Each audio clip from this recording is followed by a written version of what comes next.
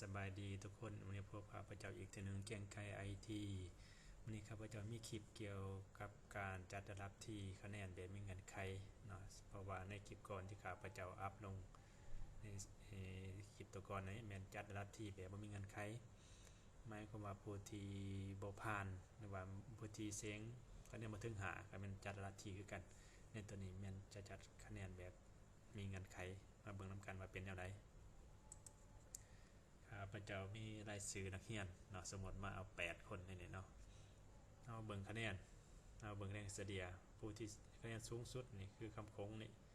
เนาะ 9.14 ตกวิชา1จะบ่ได้จัดส่วนว่าข้าพเจ้าให้คำคงนี่5ปึ๊บเนาะจากคำคงจะกลายเป็นที่1เนาะเพราะว่าทุกรายวิชานี่แม่นผ่านเบิดหาขึ้นเมื่อนี่แต่เบิ่งคะแนนผู้ที่น้อยสุดอยู่ในคะแนนเฉลี่ยนี้คือแกงไก่นี่เนาะคะแนนเฉลี่ย35แต่ว่าได้ที่4เพราะว่าหยังเพราะว่าเราได้หาเบิดทุกวิชาเราผ่านเบิดทุกวิชาเพราะฉะนั้นมันจะจัดระดับที่ให้ผู้ที่คะแนนหาขึ้นเมื่อเนาะเพราะว่าผู้ที่ตกจะบ่จัดให้คือว่าผู้ที่ต้องซื้อสีแดงนี่นะครับน้อยกว่าหานี่จะบ่ผ่าน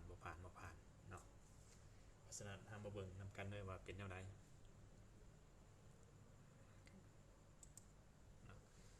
เข้ามาเบิ่งวิธีการจัดคะแนนเป็นเงื่อนไขในนี้ในห้องตัวนี้ครับว่าจะสร้างห้องเงื่อนไขขึ้นมาห้องนึงเนาะห้องเงื่อนไขขึ้นมาห้องนึงเพื่อเอาห้องเงื่อนไขตัวนี้มาใส่เกี่ยวกับแรงในสูตรแรงเนาะว่าเงื่อนไขตัวนี้เป็นคำสั่งเป็นตัวบังคับมันซะก่อนที่จะจัดระดับที่ให้มาได้คะแนนร่วมคะแนนเฉลี่ยก่อนตัวนี้แต่ละคนคือเสียได้เนาะคะแนนรวมคะแนนเฉลี่ยเป็นอะไรซ้ำแล้วเนาะเข้าไปออโต้ซ้ำเนาะหลังจากคะแนนเฉลี่ยก็เท่ากับนั้นเอเวอเรสต์นี่เนาะคลิกใส่ผู้ที่ยังบ่ทันใดเป็นก็เบิ่งเป็นได้ถือเอาเบิ่งย้อนดังขึ้นแต่หลังจากนั้นเดินมันคลิกใส่นี่เนาะเพราะฉะนั้นพระเจ้าจะบ่ได้เน้นเกี่ยวกับคะแนนรวมคะแนนเฉลี่ยเฮามาเบิ่งเกี่ยวกับจัดระดับที่เด้อเนาะเพราะว่าในคลิปก่อนการอธิบายแล้วเกี่ยวกับคะแนนรวมคะแนนเฉลี่ยบัดนี้มาเข้าสู่ขั้นตอนเกี่ยวกับวิธีการจัดระดับที่แบบมีเงื่อนไขบัดนี้เนาะเฮาจะสร้างเงื่อนไขก่อนเงื่อนไขแนวใดนะเฮาเบิ่งสูตรกันเลยจะเท่ากับเงื่อนไขเนี่ยจะใส่เงื่อนไข if or แล้วก็แรงถ้าว่า if แปลว่าถ้าว่าสิเขียนตัวน้อยตัวใหญ่ก็ได้ถ้าว่าแล้วเปิดวงเล็บ or เปิดวงเล็บวิชาคณิตศาสตร์นี้น้อยกว่าหาจุดและวิชาฟิสิกส์ศาสตร์นี้น้อยกว่าหาจุดและวิชาเคมีนี้น้อยกว่าหาจุดและวิชาภาษาลาวนี้น้อยกว่าหาจุดและวิชาภาษาอังกฤษน้อยกว่าหาจุดและวิชาภูมิศาสตร์น้อยกว่าหาจุดวิชาประวัติศาสตร์นี้น้อยกว่าหาต่อไปถ้ามีรายวิชาที่ต่อไปหลังจากนั้นพัดวงเล็บสำหรับวิชาที่มันน้อยกว่าหานี้เสียงมันเท่ากับยังจุดแล้วก็ขีด2ขีดเนาะคือเอิ้นว่าคือไม้แขวนูเนาะเสียงมันเท่ากับยังนี่เขียนข้าพเจ้าจะให้มันเท่ากับ0สมมติว่าเนาะมันเท่ากับ0สิเขียน0สิเขียน-1ยังก็แล้วแต่นี่เนาะแต่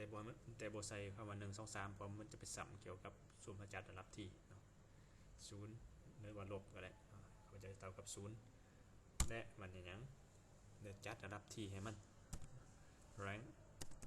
a n k ตัวนี้นี่บทสนานกับมันคลิกเอาอยู่นี่ก็ได้ rank ตัวนี้ rank ตัวนี้อย่างเราจะเอาอย่างเราจะเอา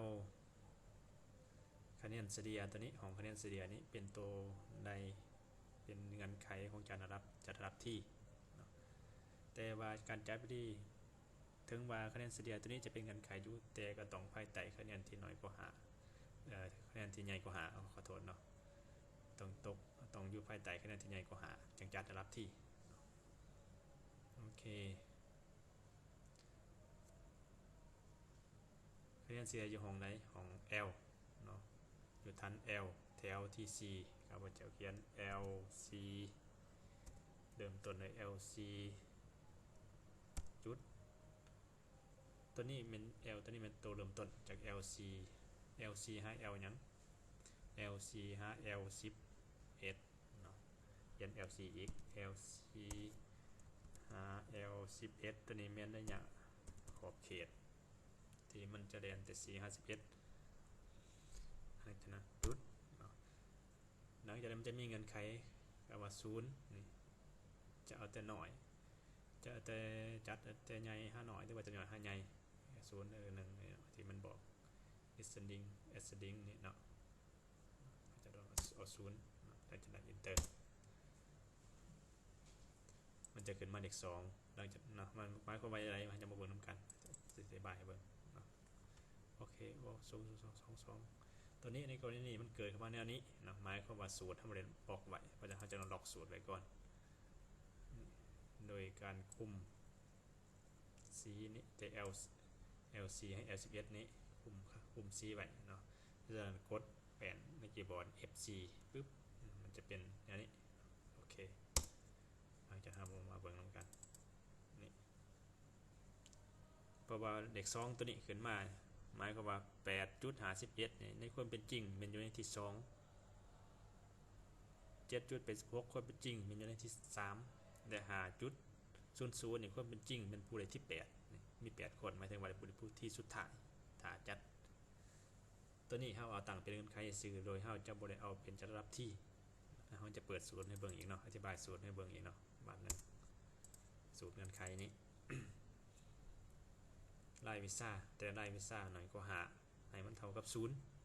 นี่เห็นบ่รายวิชาหน่อยก็หามันเท่ากับ0ถ้าว่ามีรายวิชาอะไรที่หน่อยก็หานี่มันจะเท่ากับ0เนาะเนี่ยถ้าต่างนั่นเด้ถ้าต่าง0เนี่ยมันจะจัดระดับที่นี่คือว่าถ้าต่าง0มันจะจัดระดับที่โดยอิงใส่มันก็อิงใส่คะแนนนี่คะแนนเฉลี่ยนี่บอกไปอาจจะสับสนเอามาเบิ่งการจัดระดับที่นี่โดยอิงใส่เงื่อนไขนี้นะครับเท่ากับข้าพเจ้าจะใส่คำสั่ง if นะเนาะ if นะแล้วก็ rank ตัวเก่าเลยแหละจัดระดับที่จะบ่ได้เอาคะแนนเฉลี่ยมาจัดระดับที่จะเอาคะแนนของเงื่อนไขมาจัดระดับที่บัดนี้เนาะให้เข้าใจนะ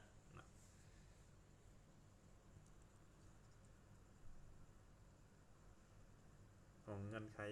มันอยู่ในห้องไหนห้อง M แถว C เอาใส่ MC คือเก่า MC จุดแต่ MC หา M11 นะจะเรียนแต่ MC หา M11 MC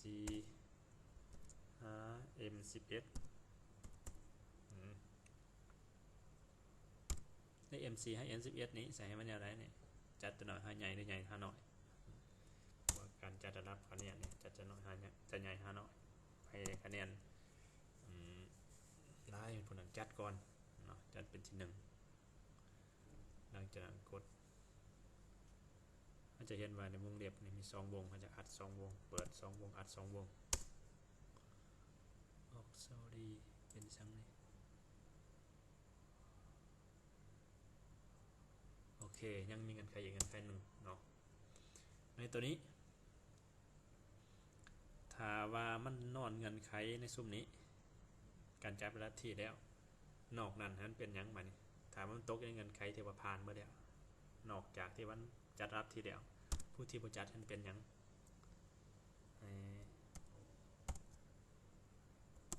ตัวนี้ถ้าจะเขียนคำบอกตัวนี้ ใส่โบพานก็ได้เนาะหรือว่าใส่คำว่าโบพาน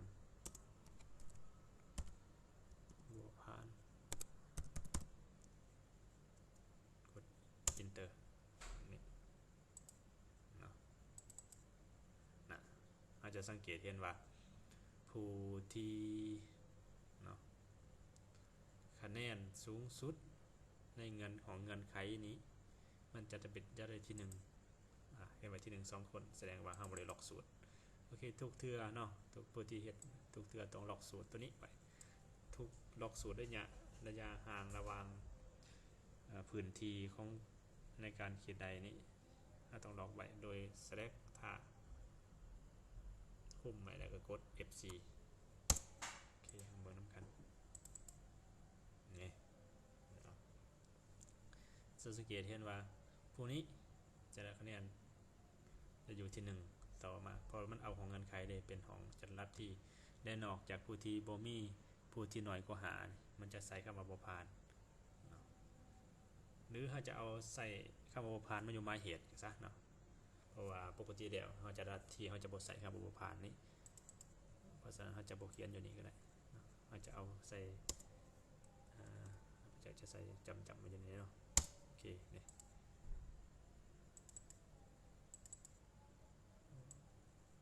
จำยินซะ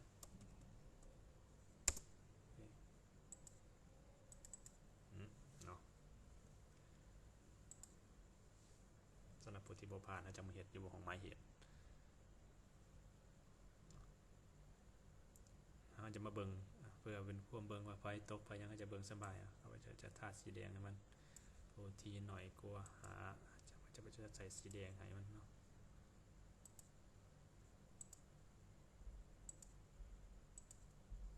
หน่อยกลัวหาให้เป็นสีแดงเนาะ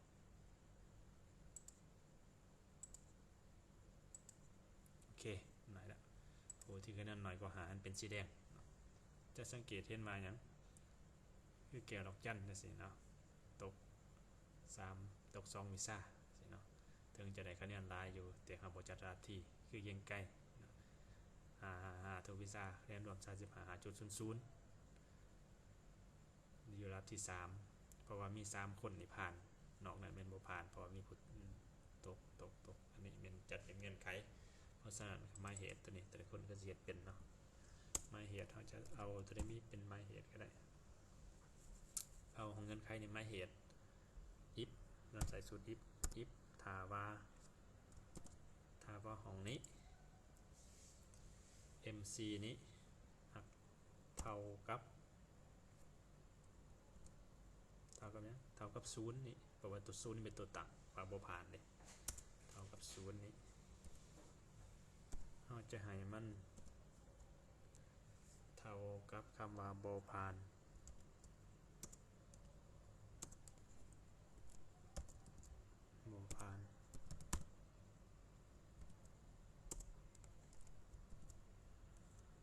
และนอกนั้นแม่นผ่าน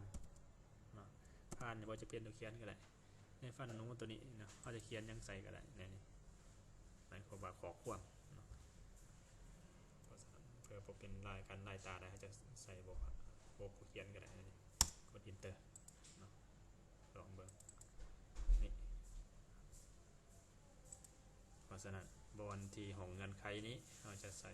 เราจะหายมันไว้เนาะเพื่อบ่ให้เป็นการ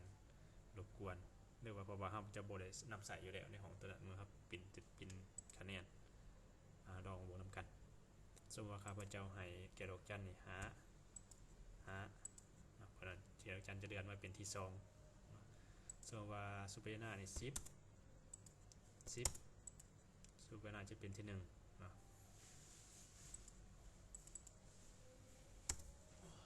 บ่ผ่านเนาะตัวนี้ลองใส่สีแดงดูมันบ่ผ่านเป็นสีแดงตัวนี้บ่เกี่ยวกับเงื่อนไขจัดคะแนนเด้อตัวนี้เด้อข้าพเจ้าเฮ็ดเบิ่งเพราะมันหมายตายซื่อเป็นสีซื่อตัวนี้วิธีการเปลี่ยนสีตัวหนังสือหรือเปลี่ยนสีตัวเลขซื่อ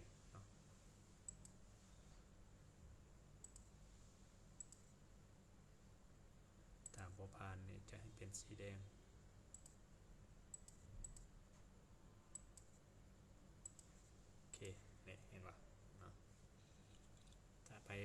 เฮ็ดก็ไปเบิ่งคืนเนาะเบิ่งวิดีโอคืนข้าพเจ้าจะให้สมมติว่าตัวนี้ข้าพเจ้าเกียงไกรเนี่ยเอาข้าพเจ้าชี้สงสัยมันจะบ่จัดลัทธิให้อาจจะเปลี่ยนใส่คำว่าบ่ผ่านเนาะแต่ว่าเมื่อวานนี้คลิปวิดีโอตัวนี้ก็เบิดเพียงเท่านี้หวังว่าจะเป็นประโยชน์บ่หลายคงน้อยแก่ผู้ที่กำลังอยากจัดคะแนนประจำเดือนเนาะเดือนเก่านี่ถ่ายเดือนเก่านี้เนาะเพราะว่าในมื้อนี้ก็วันที่5เดือนเก่า2019นะว่าเป็นเดือนของตนศกยันใหม่เนาะหวังว่าจะเป็นประโยชน์แก่ครูอาจารย์เนาะถ้าเพียงประการใดอยากมีคำติต้องว่าจะมีคำติเตียนเนาะก็คอมเมนต์กันได้นะขอบใจฝากกดไลค์กดแชร์เพื่อเป็นกำลังใจในคลิปต่อไปขอบใจ